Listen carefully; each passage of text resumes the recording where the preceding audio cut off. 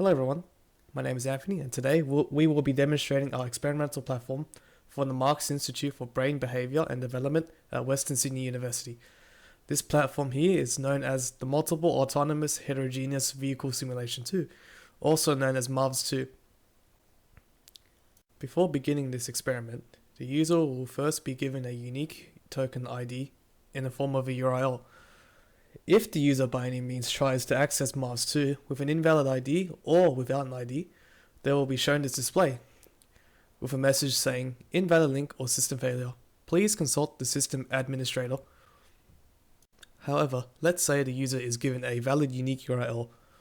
From this database over here with our valid URLs, we'll copy this following this URL. The user will be shown a consent form as seen on this display.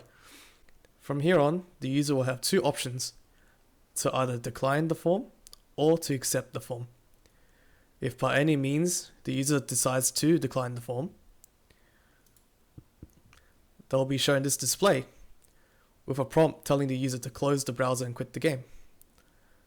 Over here on Firestore, under this particular user, we can see next to the consent field that the user has declined the form.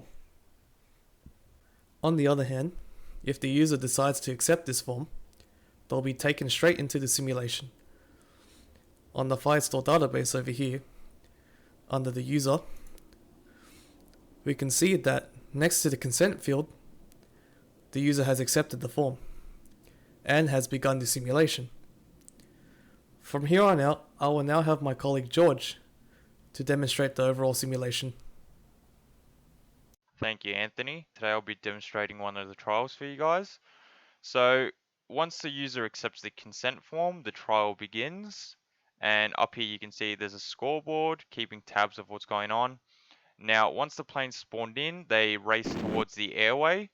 And as you can see, if planes are about to collide, a danger sign pops up, as you can see here, and you're given the option to turn the planes away. Now, you can turn them right or left, depending on the mouse button that you click. Now, once these planes turn away, they're safe, as long as there's no planes in the way. And as you can see here, each of these planes has a fuel timer on them. So once their fuel runs out, they'll crash. Now, the main objective is to get the planes safely to the airstrip. Once all the planes arrive at the airstrip, the user will be greeted with a scoreboard, and on the scoreboard you can see the landings, crashes, and scores. So after the users finish with the trial, they'll generally be asked to do another trial. So if they have to do another one, they'll click next trial. And now this will be dependent on the session that the admin has created for them. Regardless, I'll show you guys a bit of the back end of the system. So this is the most recent trial that was done, number 110. So as we can see, the date time for it was June the 4th, 8:23 p.m. Yep, which is about a minute ago. So once the user reached the scoreboard session of the trial, all the data was loaded within Firebase into the session, as you can see here. Now take note of the parameters section. So if we go back here, we can see there's different parameters that can be adjusted by the admin affecting the environment of the game. Now on behalf of the team, I'd like to thank you guys for listening in, and I hope to speak to you next time.